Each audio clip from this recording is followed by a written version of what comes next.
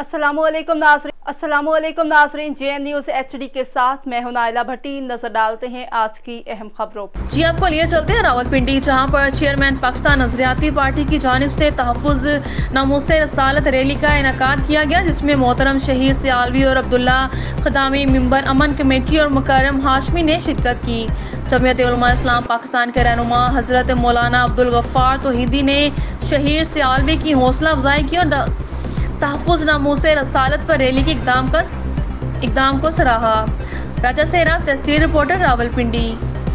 गुज़ार हूँ उलमा का कि हम बच्चों की कौन पे आए, इनका बड़ापन है, अल्लाह ताला इनका साया हम पे सलामत रखे।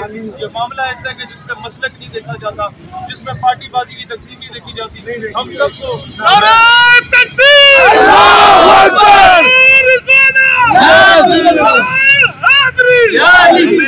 आज खुशी है इन बुजुर्गों की, भाइयों की, कि आप तशरीफ लाए।